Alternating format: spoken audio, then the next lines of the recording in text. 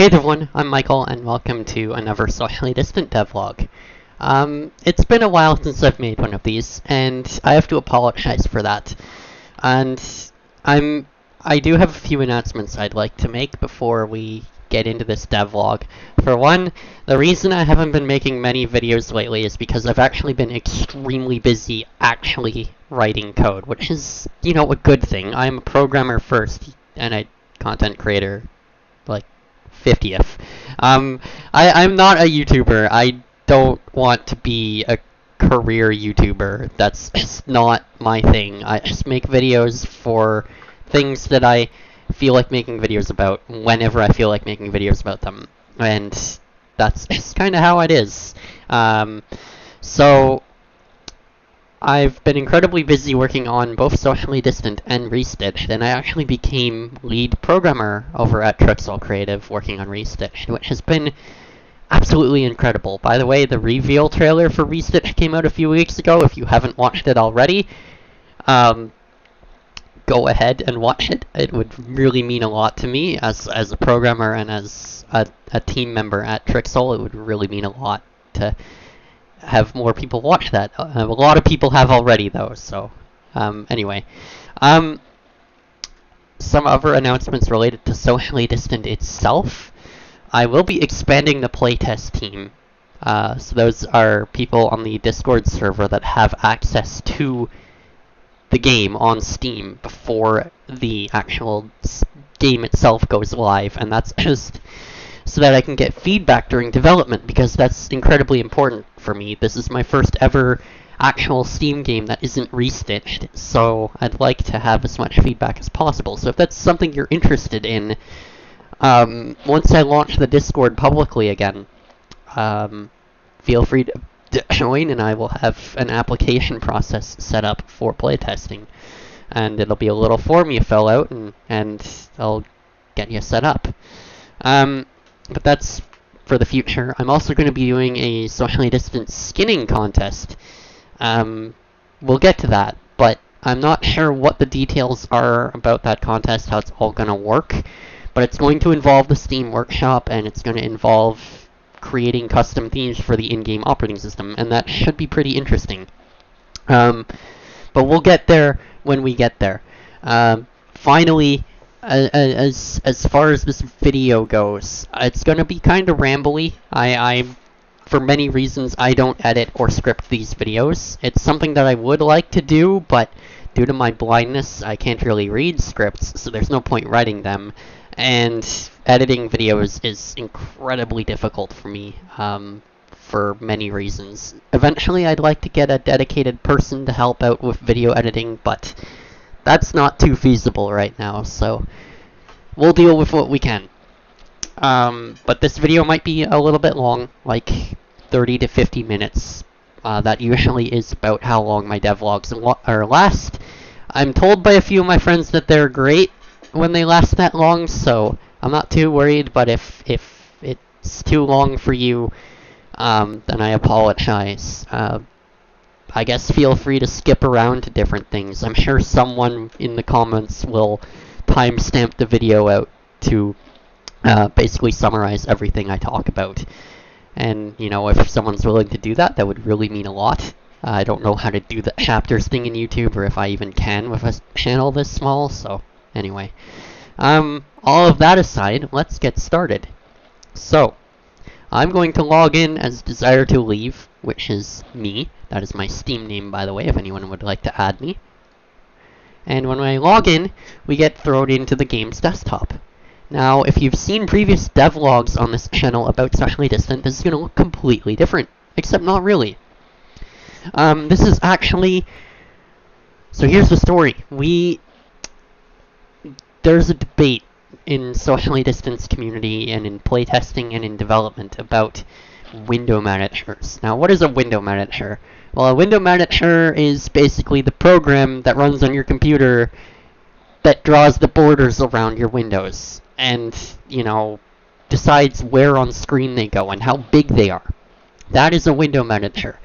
And in Microsoft Windows, on Mac OS, and a lot of Linux desktop environments, that window manager is what we call a floating window manager, which Basically means that if I open up a window, I can drag it around the screen, I can resize it, I can maximize it, I can minimize it, it can overlap other windows. Basically, it floats. And there's another kind of window manager called a tiling window manager, which basically windows cannot overlap, and they're generally sized a certain way and positioned a certain way, and they're kind of positioned as tiles. And they're mostly controlled by the keyboard. The problem with tiling window managers is if you're not used to them, they are incredibly difficult to use. But they are also cool for a hacking game. At least most hacking games. But for Socially Distant, I did not really fit well with the game and the way I want to build the game out. So what we're doing in this build is we're going to a floating window manager. So when I open up a terminal, it's a floating window. You can't resize it, but you can drag it around the screen. It can overlap windows. You can reorder them, and you can even maximize them with Control Up, even though that was very buggy. But it worked. It did maximize the window eventually. So yeah, we have floating windows again, which is great, in my opinion at least. So that's good. As far as changes to the actual desktop, in terms of having floating windows, a lot of things are placeholder right now. So many of these icons are just squares because they don't have actual icons assigned to them. That's going to change eventually. Except for this little icon here. If you're a fan of Victor Tran, you'll recognize it. It's the shell icon. It's used as a placeholder with permission from Victor Tran. That's going to be replaced in like the next few builds, don't worry. But that's meant to be the button that's eventually going to open the pause menu or the application launcher, whatever you want to call it. But, yeah, that button does nothing yet. So ignore the shell button. It does nothing. But next to the shell button, say that 10 times fast, are 4 little icons here, and these are application shortcuts. So this one from memory, this one's terminal, this one's the file manager, this one is email, and this one's chat. Both really important programs in the game, by the way. But we'll come back to those. Over here on the right side, we have 2 icons. One of them is not even skinned properly, but this is like going to be the logout button. And next to that, this one is the system settings button. So if you need to change graphic settings or anything like that, you can get to that menu really quickly. We have a date and time here, which is important for gameplay. That is why it says it's the 1st of 2020, not, the current day. And then over here next to that is a system tray icon, which is also not yet implemented. So things are very placeholder right now, but you can get an idea of what the desktop might look like eventually. As far as windows themselves, they have been completely redesigned. You can see that the title bar is a lot more noticeable now. Things are spaced out a little bit more, I think. The icon is bigger. And the close, minimize, and maximize buttons are now circular instead of just standard material design icons. They actually have more personality to them, which I like. As far as terminal, NeoFetch is broken for some reason. I'm not sure why, but it is. I'll have to look into that and investigate why NeoFetch doesn't work. But other commands do, and it's pretty much the same as it's always been with terminal. So nothing's really changed about the command shell itself. But what has changed is I've actually decreased the font size of the terminal. That sounds weird coming from a blind person, but there's a reason for that. Certain commands would not actually fit on the default terminal window size. You'd have to maximize the window to display them properly, or you could zoom out. But that's not ideal. Neither of those options are ideal. So I've resized the terminal font size to be more accommodating, which is always handy. For a game where you're going to be using the terminal a lot, it needs to be readable. Anyway, that's really everything that's changed about the terminal. Not a whole lot. File manager, I don't think you guys have ever seen it before, but this is what it looks like. It's pretty simple right now, and it's not even fully implemented. But what we have is a little header bar with some icons up here. You got your back and forward, and you've got your up one directory, you also have your current working directory. I'm in /home/desire to leave.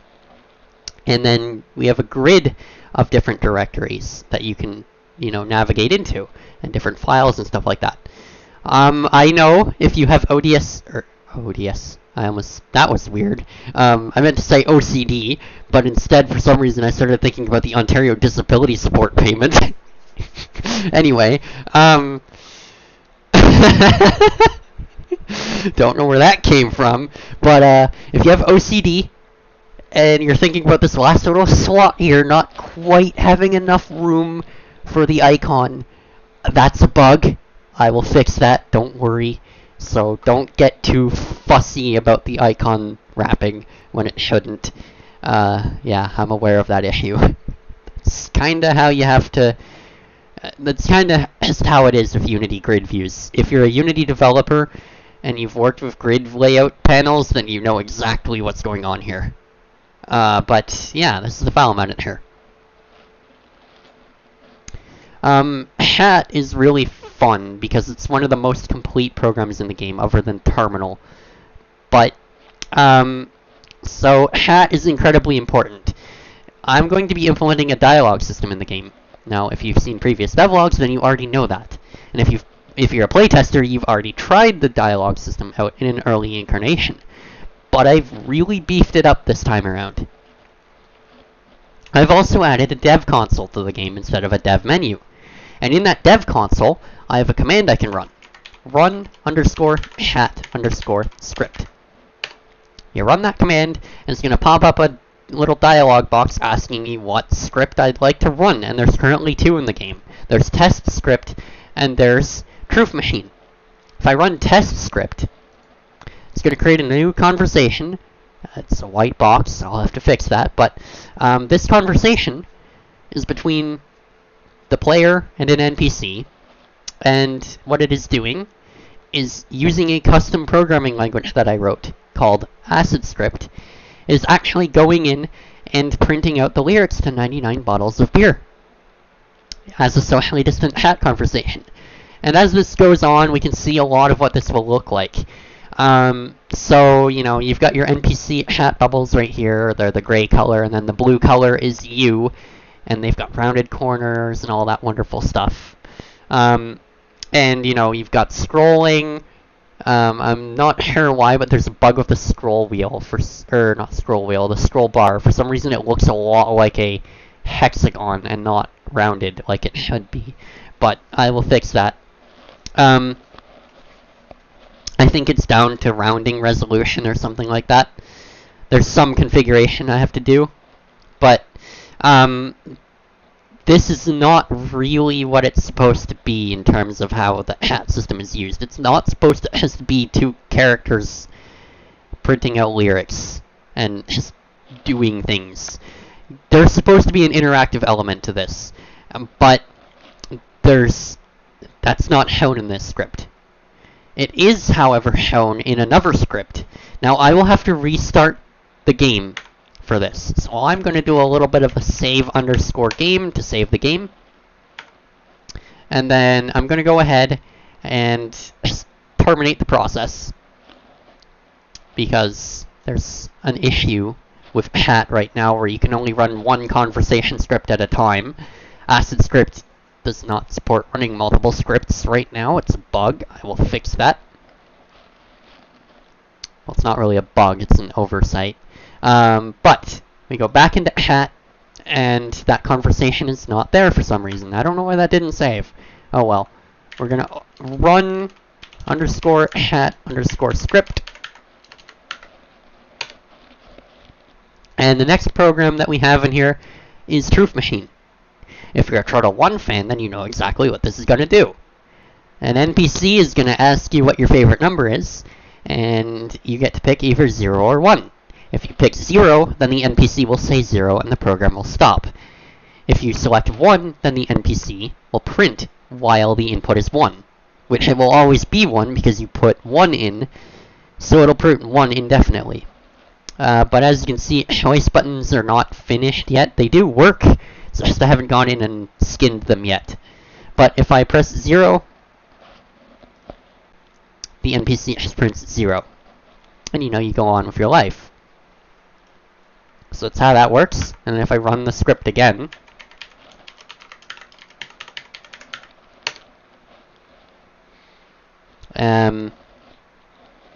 proof machine, and then I select 1. Other than the flashing, which is just the game's skin system kicking in, there you go. Now, I will stop execution right now because the game's frame rate is going to chug.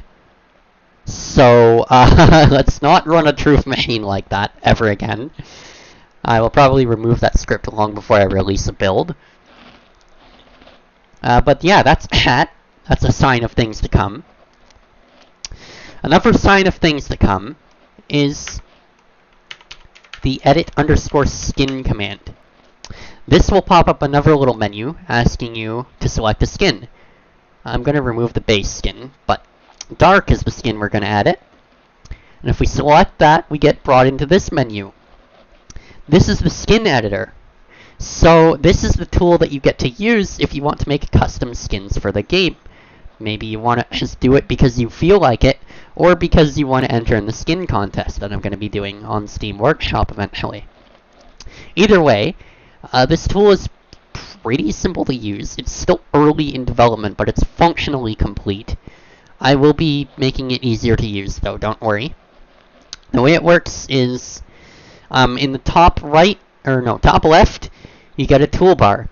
And this toolbar gives you your usual new, open, save, and export button. If you export, you'll be saving it to a .skn file.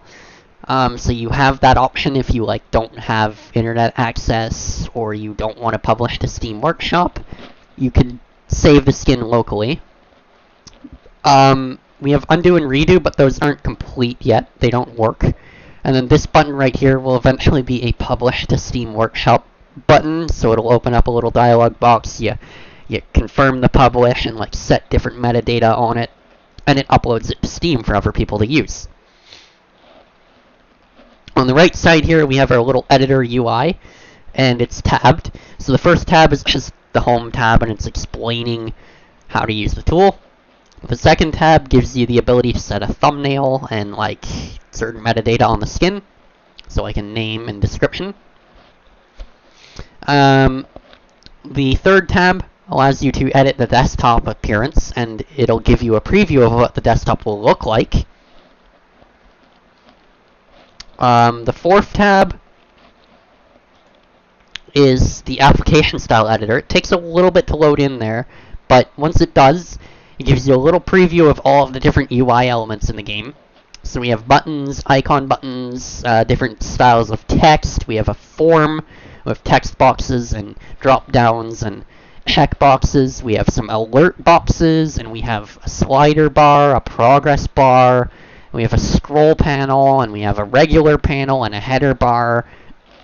So you can see what that all looks like. And you can edit the application style. And then this is the window style editor, so you can go in and edit the look and feel of windows in the game. So you can edit their borders, their background colors, the title bar, the title buttons, all of that stuff is editable here. Now, the other thing that this tool has, that's a little bit of a secret, is if you have ShiftOS skins as .skn files, whether they be from 0.0.x, 0.1.x, 1.x, either of those builds, or either of those versions of ShiftOS, if you have a skin file from one of those, Socially Distant will actually take in those .skn files, it'll extract them, and it will convert them to a socially distant skin. So you'll get the window border style and the desktop settings from that skin. Now you will have to go in and set the application style, because the game will do its best to recreate the look of ShiftOS, but that's not a great look.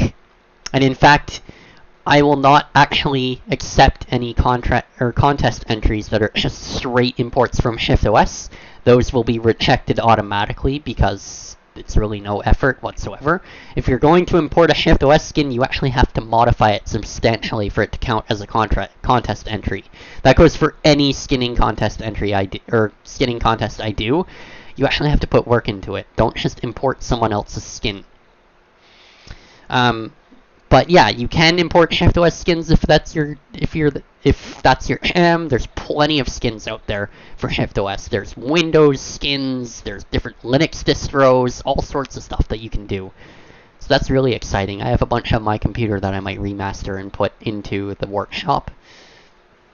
But yeah, that's the skin editor. Now there's no way to get out of it yet, because as this little disclaimer says down here, this feature must be restitched. Some functionality is not implemented. Features might be stuffy. So keep that in mind. I will remove that disclaimer when it is not in need of restitching. But anyway, yeah, that is skin editor. Now the one thing that I haven't really done in this build of the game that I need to do still is the settings window. But in opening the settings window, you can see that we have modal dialogue support now. So modal dialogues are dialog boxes that take over the entire game window and prevent you from doing things in the background. Now, why would I want those in the game's UI? Well, for many reasons. For one, when you're adjusting settings, I don't want the game running in the background. You know, you don't want to fail a mission because you're editing graphics settings and stuff like that. But also, if there's some sort of urgent message that you need to answer or that you need to read, I do need to interrupt the game for that. And so these modal dialogues allow me to do that and prevent you from clicking things in the background that might break the game. So yeah, modal dialogues are implemented, but settings itself is not implemented. Well, it works, but it does not actually, it doesn't conform to the skin right now, so it's very broken. But if we go down to themes, themes sort of working, but this is going to be retired, this UI, but this is where you go to set up or to install new themes. And you can do everything in here that you can do in the console, so like don't use this UI. But if you're curious, and this UI is still in the game by the end of me working on it, this is currently the UI you use to get to the Steam Workshop published UI. I've already published a skin to Steam Workshop just to make sure it works. I will be deleting it though, but there's a skin on the workshop right now, which is really fun. That's really cool. But yeah, this is settings right now. It is in desperate need of restitching, but it's still there if you need it. Anyway, that's basically going to do it for this devlog. I've recorded this devlog several times, but this is the final time. And, you know, I really hope you guys enjoyed it. I know I didn't get to show much gameplay, but the next milestone of development is all about gameplay. I needed to do something about UI and general code quality in this game, because it was getting a little out of hand, which is why I've been so busy and why I've been so silent with devlogs. I've been doing a lot of work refactoring the code and making it a lot easier to develop. And it needed to be done, because if I kept going with the old code base any longer, there would have been so many bugs that I couldn't fix that the game would just flop, and I didn't want that. So I really think that this is going to work out in the long run. I'm excited, and with that said, I can't wait to show you guys what's coming next. Next is going to be like the mission system and hacking and all of that fun gameplay stuff that really makes the game a game, so I'm excited. And with that said, look out for that. And as always, I'm Michael. Hope you learned something. Hope you enjoyed the video, and I will see you guys in the next one. Thanks for watching.